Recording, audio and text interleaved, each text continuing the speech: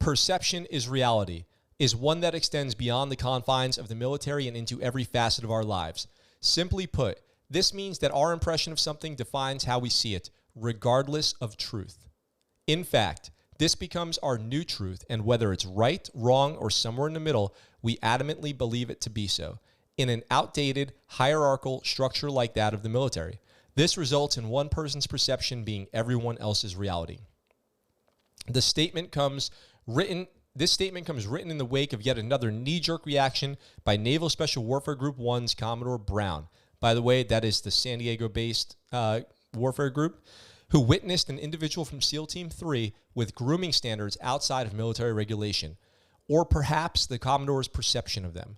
The penance brought upon by the Commodore was to have an entire collection of individuals shave their heads, even those who had not been directly involved with the incident. This attempt in leadership by the Commodore wasn't one born of empathy or intelligence, but fear. Not only as a desire to elicit a particular response from the men and women under him, but out of fear for being negatively perceived by the next rank up. And while the individual in question likely warranted inquiry from the Commodore, the result contributes to the ongoing perception that senior NSW leadership does not care nor value its people, only themselves. The reason? Blatant hypocrisy and men who more closely resemble the dictators we've toppled on the battlefield than those to our right and left. Why is it that in an instant upwards of 40 men can be instructed to shave their heads for subjective insubordination in the middle of a stay-at-home order at the direct request of the Commodore, but platoon-level leaders are brought up on charges of hazing for the same punishment? Why is it that this punishment was executed in a matter of days, but it takes months and years to remove individuals who cannot perform to the minimum standard that is set and agreed upon by the NSW community if they're removed at all? Why is it that staying out of the limelight is constantly preached, yet NSW has official accounts on social media? Why are excuses made for men who exploit NSW's legacy for personal gain like Jocko Willink? Why is Admiral McRaven's book being promoted in official NSW courses? When asked directly offline about such matters, most leaders view grooming standards as trivial and admittedly only care about them to the extent of the person above them. Similarly, they passionately agree that repeated instances of poor performance are grounds for disciplinary action and NEC removal. And NEC is your Naval Enlisted Classification, or AKA you're classified as a SEAL. So basically saying removing your SEAL classification and making you just a regular sailor. NSW leadership can continue to assert that grooming standards are directly linked to professionalism, though it's doubtful that any individual could intelligently explain how that's possible, outside of the fact that such standards are enforced only out of fear of disciplinary action from the next rank up, or on the contrary, perhaps someone can begin to explain why we reward men who display incompetence in operational positions with roles that inevitably take charge of them. Nevertheless, actions always speak louder than words in the NSW community, and the perception from the ground is unanimous. NSW does not care about its people. Wow. So pretty strong words. Pretty strong words from the person who wrote this letter about Naval Special Warfare and about Commodore Brown and what he's going with. And I want to unpack this a little bit and start out by saying, for the longest time, Naval Special Warfare members had long hair, long sideburns, went unchecked, wore their uniforms, basically correctly. But when we were in the shop or whatever, we could have our sleeves rolled up here and there. We could go de-bloused, even wear shorts and T-shirt around work many times. Then when we're on training trips, oftentimes we're in civilian clothes, and oftentimes you are not wearing your uniform to any standard whatsoever, including, relaxed shaving standards and haircut standards and all that. And there actually are waivers for haircuts and shaves and, you name it. And we would get these waivers all the time. No shave waivers, no haircut waivers for certain missions.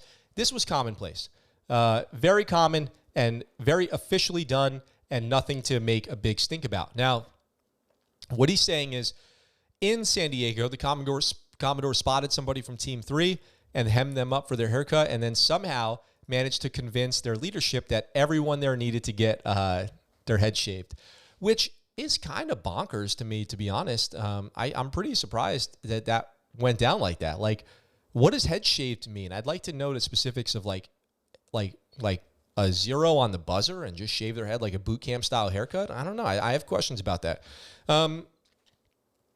He makes some good points and he makes some bad points. For one, I'd like to just really quick comment on what I think about hair and, beard standards in the military. Do I care that you have to have short hair to be a good sailor, soldier, airman, Marine? No. Do I think that shaving makes you a better sailor, soldier, airman, or Marine? No. Here's what it comes down to for me personally. The standards are clearly presented to you. There should be no surprise that you are expected to shave and get a haircut. You're taught that from day one. So when you don't do it, you're just ignoring the rules. You're ignoring the rules. That's the only part of this that matters to me. Is like, you know what the rules are. You choose to ignore the rules, which are part of the contract that you agreed to, because you think that you don't have to do it. And that's just kind of a slap in the face to all the people out there who are like, hey, I know what I got myself into. I know what I signed up for. It's the military. I knew from the day I was a young boy or girl that the military has haircut rules. So, then you get in and you're like, nah, I'm just not going to follow these. That's the only part of this the only part of haircut and, shave and all that stuff that really matters to me is they're not coming out of nowhere. They're part of the agreement that you signed. You said you were going to do it and then you didn't. That's the only, what I think they should do is change the standards. Like they should, relax the standards a little bit across the military, in my opinion. The haircut, shave thing, it's not making anybody a better sailor, soldier, airman, or Marine. If anything, it just gives you a baseline to go, at least that person is taking charge of their life and making sure that their affairs are in order, starting with that presentation. Perception is reality. If you're, like he says in this article, if you're perceived to at least have a good haircut and shave, maybe that means you're doing everything else right too. But if you're showing up with long hair and no shave every day, like you just woke up from a 4-day bender, maybe that shows that maybe some other stuff in your career is off track too. Maybe you're not getting your quals. Maybe you're not doing the best job. I think that's the important takeaway for the haircut and shave thing. Not like having a high and tight haircut makes you a great Marine. It just means that at least you're following what you're supposed to be doing, and it implies this idea that you might be doing other stuff well too, and vice versa. I remember when I made E6 in the Navy, first class petty officer. We had a first class petty officer leadership course with our command master chief, and on the 3rd or 4th day, he took the 6 or 7 of us who had made E6 to the Navy Exchange, had us sit outside on North Island, if you guys know what I'm talking about, by the food court in a little outside seating area. And we couldn't leave until every single one of us went up to some random person and corrected a uniform infraction. And I was like, are you serious, dude? Are you telling me this is the best way we could be spending our time? When you make E6, what you should do is leave work, go to the food court and correct uniform infractions. Is that the best use of our time? Is that what you want to impart upon us? To remind us that we have to defriend all of our buddies who are now just E5s to avoid fraternization, and then go leave work to the Navy Exchange to correct uniform infractions? So he addresses this here too. He addresses this in this article. Now, I don't agree with everything he says in this article by a long shot. But I mean, a lot of it, I disagree with making 40 people shave their heads. I 100% disagree with that. He makes a good point here about how he says people who don't do their job, who don't do their actual job, or who suck at it get promoted. The military promotes people out of their current job to a leadership position if they suck at their job. That happens. You guys know that happens. You know that happens. Hit me up in the comments if you know that happens.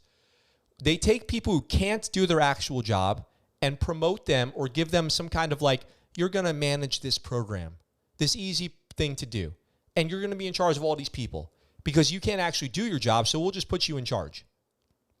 And hopefully the people who are doing the job just keep doing a good job. We'll just count on them to keep doing a good job. And we'll, reward them with some rank eventually, maybe if it just so happens to happen. And that's true. That's true. That happens all the time. Now I will add to be critical of this guy.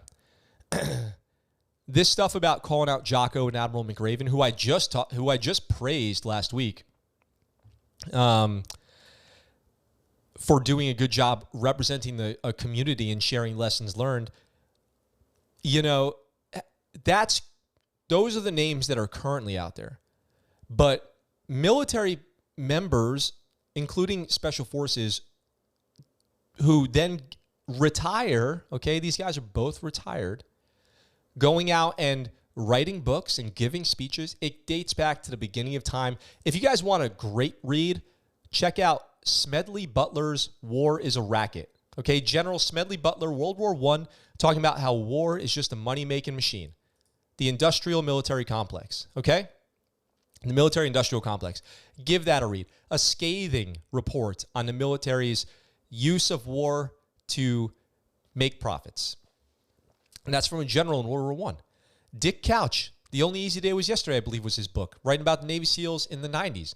I read that book. When I was a teenager, I wanted to be a Navy SEAL. I was like, I'm going to go be a Navy SEAL. And, you know, I just changed my outlook, and I didn't end up going to do that or trying to do that. And he was in the teams, and he wrote that book. And this is for as long as there's been special forces, there's been people writing books and telling stories, and those stories are critical.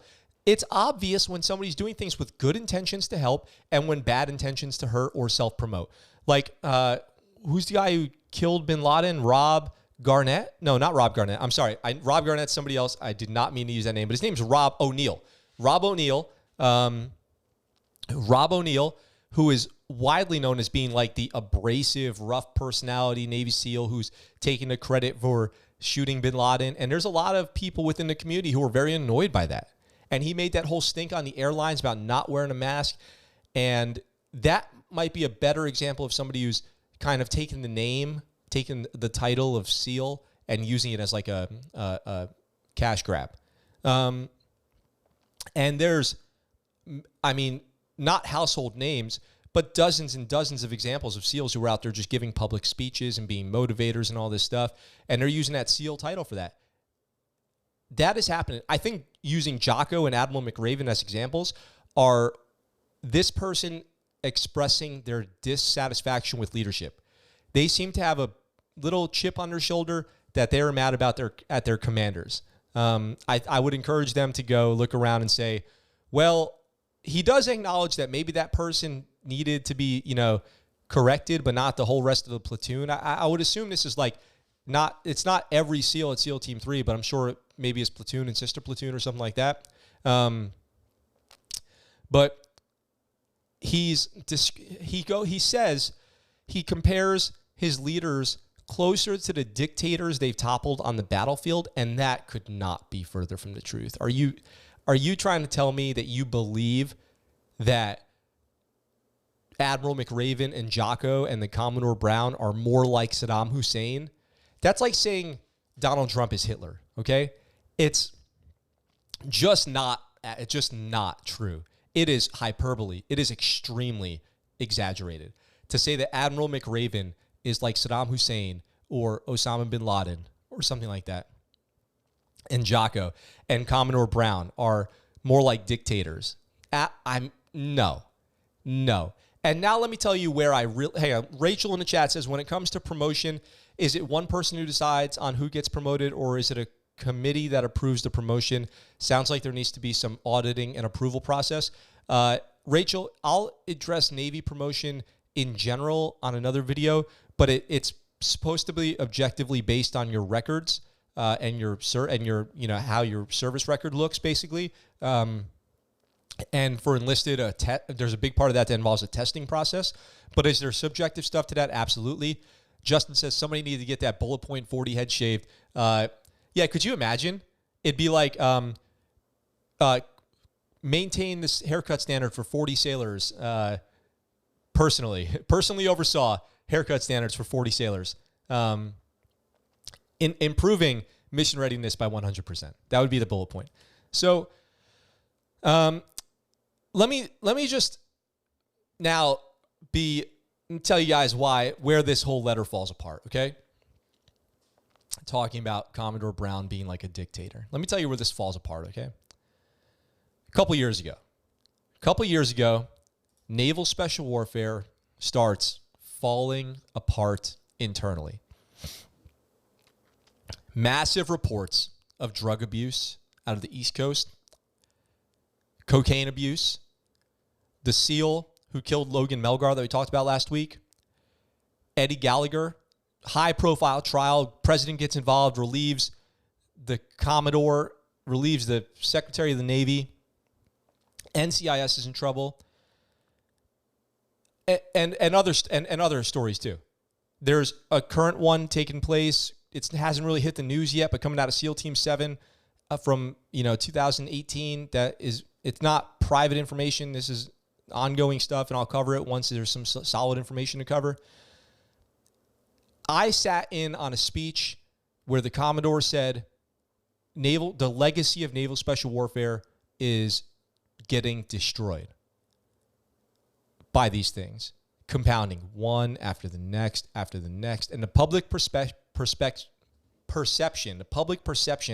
of Navy SEALs is becoming really bad. And what they said then was there was going to be a massive shift in culture. They put it out. There was a big speech. A speech went viral on the internet, on YouTube and Facebook, of the Navy SEAL, Chief of Navy SEALs, giving a speech out on the East Coast about how the drug abuse and everything's got to stop, and the culture's being destroyed, and the reputation's being destroyed. And this stems from that. This is the ongoing. See, we already forgot. We already forgot about that, right? Because we don't headline news, 10-second attention span. We already forgot that a couple years ago, the whole legacy of naval special warfare was on the line because of all of these negative incidents and people going out there and becoming like famous, badass SEALs, talking about like all, for profit and all this stuff, giving speeches on their service. And this crackdown was made. So it sounds to me like the Commodore might have just been acting in accordance with this policy crackdown that was very publicly stated that it was going to happen.